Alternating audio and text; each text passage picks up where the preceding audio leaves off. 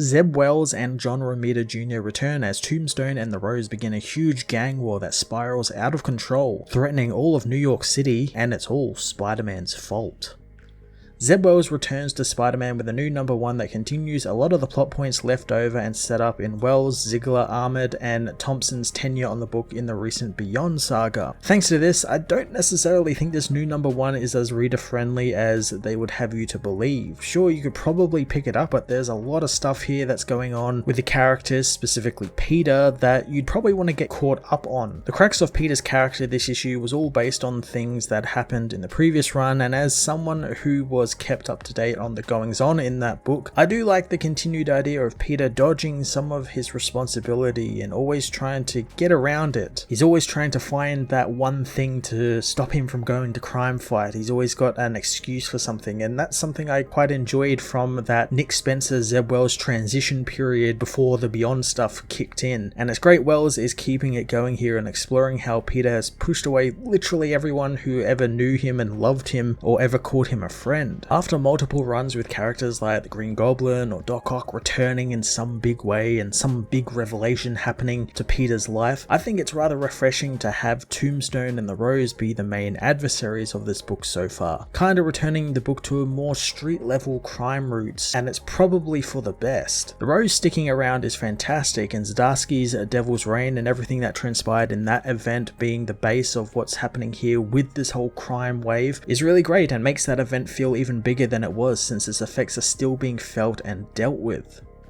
John Romita Jr. makes his big return to Spider-Man after many years, and it didn't disappoint me. Romita is very hit or miss when it comes to art, especially in recent years, but the book giving him the time he needs to make sure his art is the best it can be is great, and his signature style is really best suited for a character like Spider-Man, where he's very fast moving and acrobatic and can play around with some of the battle scenes and stuff, and I really liked what he did in this issue. I thought it was great. The Amazing Spider-Man issue 1 made the brilliant move to ditch almost all of the big revelation-filled storylines of past volumes in exchange for a street-level gang war story that focuses on Peter and the troubles he finds himself in now in the wake of the Beyond era. The biggest problem this book suffers from though is that being a new #1, lots of people are going to pick it up, but I don't think it's as reader-friendly as many make it out to be. I'm going to give this issue an 8.5 out of 10. The Amazing Spider-Man issue 1 finds Peter at the epicenter of a huge bomb crater in Pennsylvania, screaming into the silence.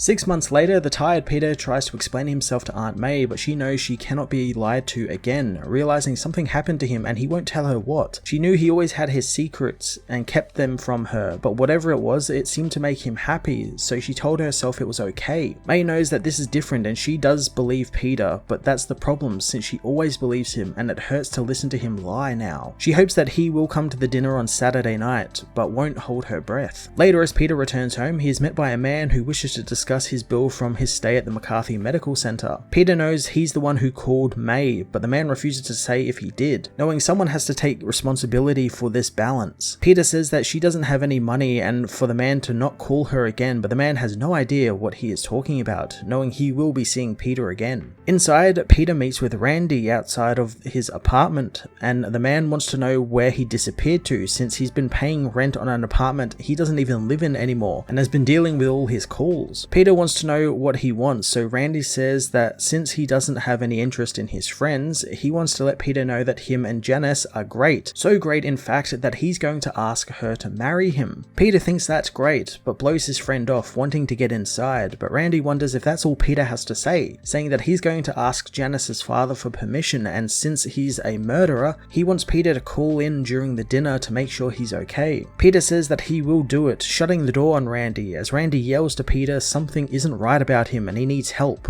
Peter gets out his phone, knowing Randy is right, as is May and Norman, but he knows MJ hasn't even called him as Randy texts him the address for the dinner that night. Tombstone meanwhile meets with Hammerhead and the various other criminals to discuss Rose moving in on their territory. Hammerhead reminds him that Kingpin or not, Rose is still a Fisk, and that name means something in New York. Tombstone doesn't care since lions don't make deals with hyenas. Rose understands why they doubt his strength, calling in his friend Digger as he smashes his way through the door, ranting about the green door as Rose says that he's back from the dead now. Rose thinks that it would be wise for them to agree with him, but Rabbit intends on fighting with Digger. Tombstone stops her as Hammerhead asks where he found the muscle, but the villain knows that Rabbit is the daughter of a good friend of his and she's insane, as Rose says that he wants their product and he's offering them a fair price and he won't be asking again. Tombstone gives him an address and tells him to be there in 2 hours, but Rose doesn't want to go all the way out to Harlem since it's customary in deals to meet in the middle. Tombstone knows Rose's territory doesn't exist, so he needs to come to him in Harlem and he can guarantee the deal, unless someone has any doubt in him. None of the villains say anything as Tombstone leaves to be at a special dinner for his daughter. Peter meanwhile gets ready to be at Randy's dinner, knowing that he's still a good guy regardless of what everyone thinks. He doesn't bother putting on his costume since it feels too much to go out on patrol yet. Heading out of the window, he is soon met by the Human Torch, but Peter doesn't want to talk with Johnny, asking him to turn down the heat, but Johnny knows he can't thanks to his powers being overloaded, and Peter would remember that if he wasn't completely checked out. Peter knows that Reed and Sue didn't want him to come round anymore, but Johnny reminds him that's because he stole from them, and he didn't need any friends to help him, he needed people just to look the other way while he screwed up his life, and they weren't going to let that happen to him. Peter tires of Johnny leaping from the roof to go and check up on his friend, which Johnny knows is what he was supposed to be doing. At the Edge restaurant, Randy meets with Tombstone, thanking the mob boss for meeting with him and he wishes to discuss some business with him. Tombstone silently eats his steak, with Randy asking him for his permission to marry his daughter. Tombstone stops, knowing that when he was growing up, it didn't matter what you asked for, no one gave you anything, so you had to take it, and only then did you find out if you're strong enough to keep it. Tombstone tells him to do what he wants and find out quick how he feels about it. Randy stammers, but Tombstone tells him to relax, since he knows they both know Janice is just going to do whatever she wants. He knows there was the time where he would have broken Randy's back after what he just asked him, but now he guesses that this is what it feels like to have enough, and besides, he doesn't want to get on his father's bad side, telling Randy how his father once stabbed him with a pitchfork. He calls for a bottle of cognac so they can regale Randy with a story as Peter watches by the window, knowing Randy is okay. He takes his leave knowing he's got a lot of stuff to do as he spots White Rabbit and some goons. He knew something like this would happen, which is why he doubled back to his apartment to get his costume, taking off after the villain as Spider-Man. Peter lands silently on the car roof, knowing tall buildings are far and few this far uptown, so he hitches a ride on the truck. As he travels, he begins to wonder where they are heading as they soon arrive at a park. Rabbit and her men get ready to make a deal with Rose's men, opening the trunk to the car and revealing a goblin glider she is intending on selling to them. Spider-Man pipes up, wondering how many miles the glider has on it, and they need to be real careful since you can get really burned on those things. One of the men calls for Digger, who smashes his way out of the truck Peter is on, grabbing him and choking him,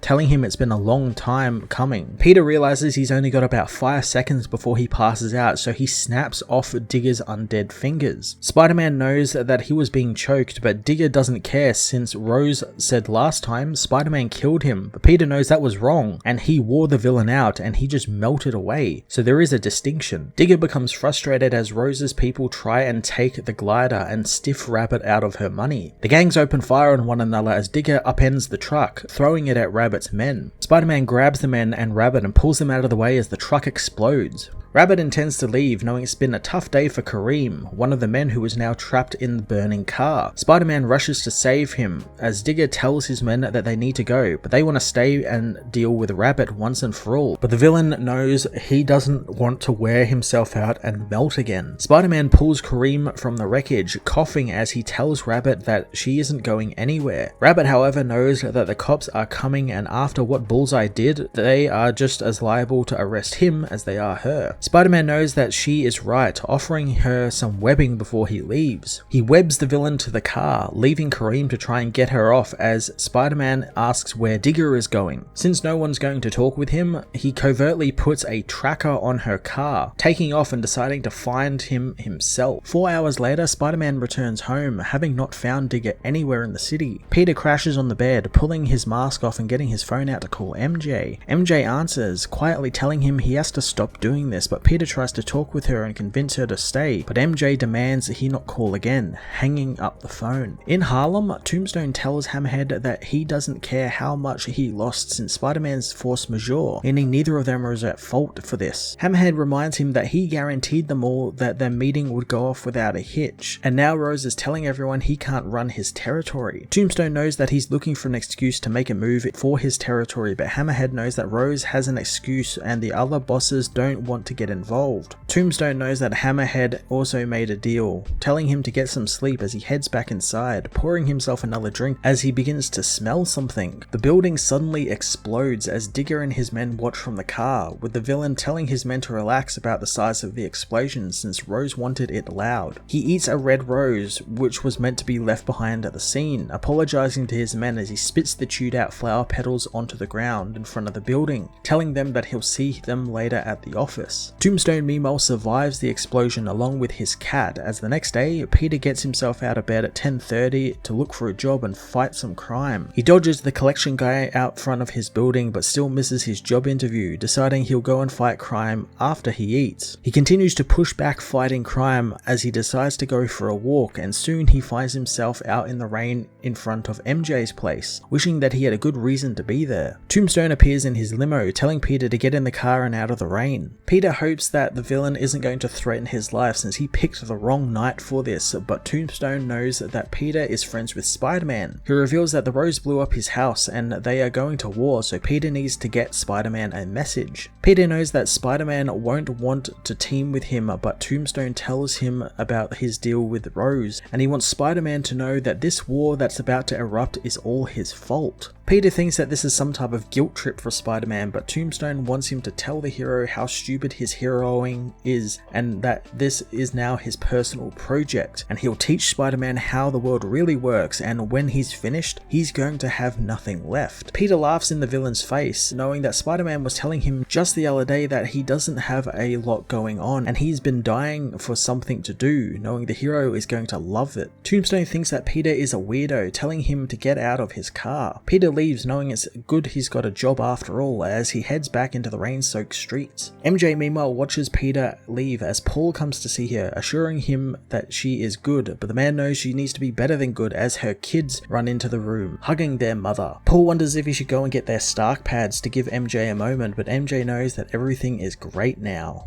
Otto Octavius meanwhile knows Spider-Man is already broken and he can't wrestle the happiness from the hero if it's already gone, so he'll leave the hero until the day his life is at its fullest, and then he'll grab the hero by the throat and squeeze. A voice thinks that the threats are useless, not wanting Otto to toy with him, and he'll have all of Otto's schemes and plans to destroy Spider-Man soon. Otto tells the interrogator that his thoughts are glorious and radiant things, and the man's brain couldn't hope to contain them. Otto is revealed to be imprisoned by the man, who assures Otto that his mind is alit and alive and very, very hungry.